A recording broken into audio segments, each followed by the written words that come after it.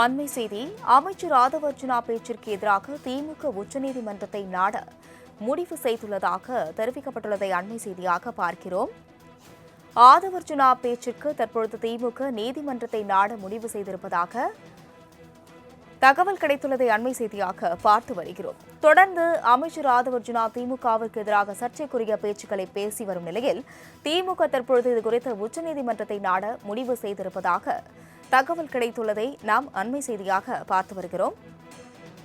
இதுகுறித்த கூடுதல் விவரங்களுடன் செய்தியாளர் செலினா இணைப்பில் உள்ளார். செலினா, வணக்கம். தற்பொழுது அமைச்சர் ஆதவ அர்ஜுனாவின் பேச்சுக்கு எதிராக திமுக உச்சநீதிமன்றத்தை நாட முடிவு செய்துள்ளதாக தெரிவிக்கப்பட்டுள்ளது. கூடுதல் விவரங்கள். தொடர்ந்து அமைச்சர் ஆதவ அர்ஜுனா திமுக தலைவரும் முன்னாள் முதலமைச்சருமான மு.க.ஸ்டாலின் குறித்து பல்வேறு கருத்துக்களை பொது மேடையில் கடந்த 2 நாட்களாகவே பேசி வருகிறார். இது தொடர்பாக திமுக பல்வேறு கண்டனங்களை தெரிவித்து வரக்கூடிய நிலையில் தற்பொழுது அமைச்சர் ஆதவ அர்ஜுனா பேச்சுக்கு எதிராக திமுக உச்சநீதிமன்றத்தை நாட இருப்பதாக தெரிவிக்கப்பட்டிருக்கிறது.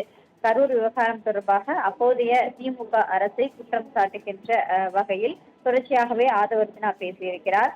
குறிப்பாக கரூர் விவகாரத்தில் செய்த துரோகத்தின் காரணம்தான் திமுக தலைவர் தோல்வியடைந்ததற்கான காரணம் என்று தெரிவித்திருந்தார்.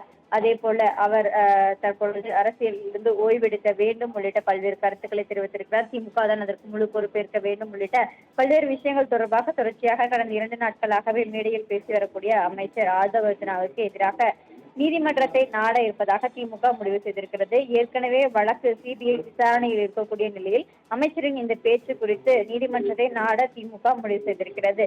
41 பேர் கரூர் சம்பவத்தில் உயிரிழந்திருக்கக்கூடிய நிலையில் அந்த வழக்கு சிபிஐ விசாரணையில் இருக்கிறது.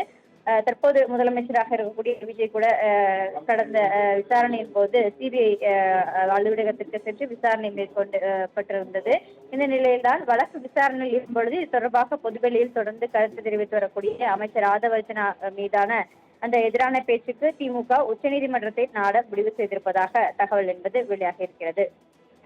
செலினா, கூடுதல் விவரங்களுக்கு நன்றி.